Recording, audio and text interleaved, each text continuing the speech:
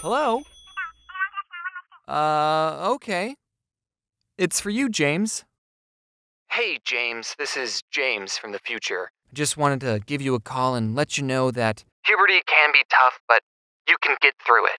So I just wanted to let you know that everything's gonna be okay and I love you. You got the wrong number. I grew up in a generation where smartphones were a new thing and everyone in my class had one, except for me. My parents never got me one because they didn't want me to access the internet on a device that could fit in my pocket because they were super strict and didn't want me looking at internet stuff, which backfired horribly. So they never gave me a smartphone. In fact, I didn't even get my first cell phone until I was 16 years old. Now, as an adult who uses a cell phone every day, I don't know how I survived for 16 years without one. I think when I was younger, if I was ever in a situation where I needed to call my parents, I would just ask the nearest person if I could borrow their phone. Now, if there's any parents watching this who haven't given their children a cell phone yet, take it from a guy on the internet with no children. You should get them one. It doesn't have to be a smart one, you can just give them your standard drug dealer phone, but you should at least give them a cell phone in case there's an emergency and they need to call you or the police. The only downside I can think of giving your child a phone is they'll end up spending too much time on it, so you should just turn off their service from time to time, I don't know. When I turned 16 and finished up my sophomore year of high school, I got my very first cell phone. An LG Cosmos 2. I didn't grow up in the 90s. Everyone else had iPhones, but I was the only one with a phone that had a keyboard on it. And with that cell phone, I've had a couple of incidences where sometimes a random person would call me thinking I was someone else and then wouldn't admit they're wrong. And that's how you segue into the theme of this month's video. This first story happened when I was working at Subway. That's right, another Subway story. Hashtag Subway4. It wasn't good enough to be in the other three. So, it was 5 minutes until closing, and we get a phone call on the Subway phone. I pick it up and say, Thank you for calling Subway. How may I help you? I was supposed to say, this is James. How may I help you? But I wasn't about to tell this random stranger my name. Idiot. Anyway, the other person on the line said, Hey, what time do you guys close?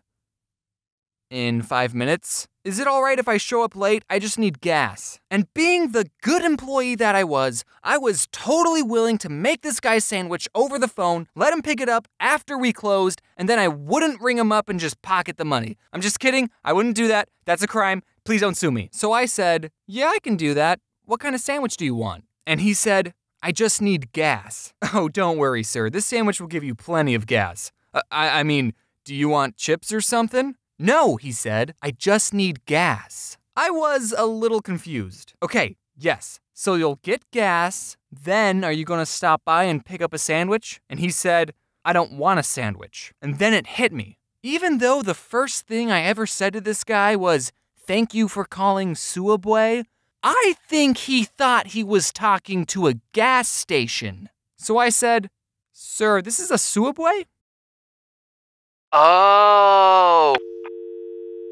And I never got the chance to tell him that gas pumps don't close. This next story happened when I was at home and I got a call from a number I didn't recognize. Now, I've had friends tell me that they don't answer the phone to any number they don't recognize, but my anxiety won't let me do that. What if it's your bank calling saying your account got hacked? What if it's your grandma, because why would you have her saved in your phone? Or what if it's your Nigerian uncle who wants to give you his collection of gold bars and needs your information for a wire transfer? You just never know, so I always pick up the phone. So I answered it, and it was this woman asking for a Lawrence. And I said, oh, I'm not, you have the wrong number. And she goes, isn't this 416295? That's obviously not a real number, so don't try calling it. And I said, no, this is 416293, because that's my phone number. Again, that's not actually a valid phone number, so please don't call it. And she goes,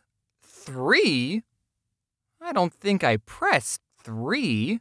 And I don't know what to say to this woman, because my number is 416293. It's really not. But she doesn't think she pushed 3. So I don't know how she's talking to me right now.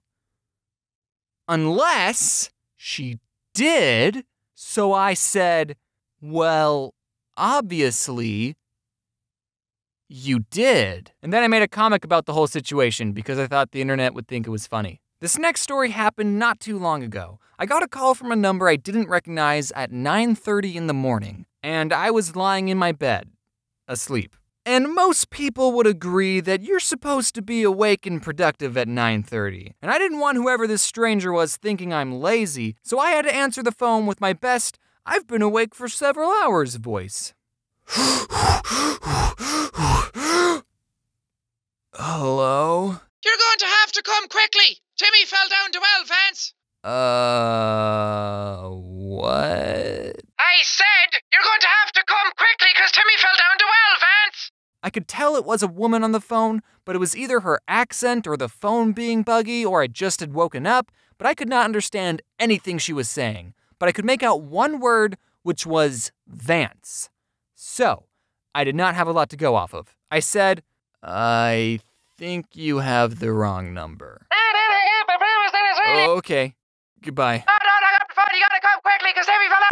Well, I should probably get the day started, I thought as I went back to sleep. But then immediately I got a call from the same number, and I thought, okay, maybe if this person is calling again, even after I explicitly told her she had the wrong number, maybe it's not a wrong number after all, maybe there's something else going on, maybe it's an emergency, so maybe, talk to me. Vance. Okay, I can't understand anything you're saying. So then this woman must have handed the phone to her friend because a different voice started talking and I could actually understand her, and I'll never forget what she said, which was, "Vance, no one thinks That you're funny. and even though I'm not Vance, that kinda hurt. So I stated the obvious, which was, yes, I am. And also I'm not Vance. And she said, no, Lance." so this whole time, these two have been looking for a Lance. So I told this woman, I'm not Lance either. And she said, "Well, this is the number they Gave me. okay, if she had said it like, oh, I'm sorry, this is the number they gave me, I didn't mean to call you, stranger. Also, I do think you're funny and enjoy your videos, then that would have been totally fine. She's just shifting the blame to someone else. But instead, she sounded so condescending, like I was wasting her time. Well, this is the number they gave me, and they can't be wrong, so you must be the real Lance. So I said, well, they must have given it to you wrong. Look, I'm too tired to be polite. But then, she hung up on me. Like this woman just basically called a random person, said, you're not funny, and then hung up. So I decided to call her back and said, hey, I just found the real Lance. He's the funniest guy I ever met, and he told me he doesn't give his phone number out to rude pieces of shit. I'm just kidding on that last part. I thought about doing it, but then I went back to sleep. I didn't do it. And then someone on the internet found my phone number, and I changed it. And whoever has my old number is probably getting a lot of calls from strangers and people I went to high school with.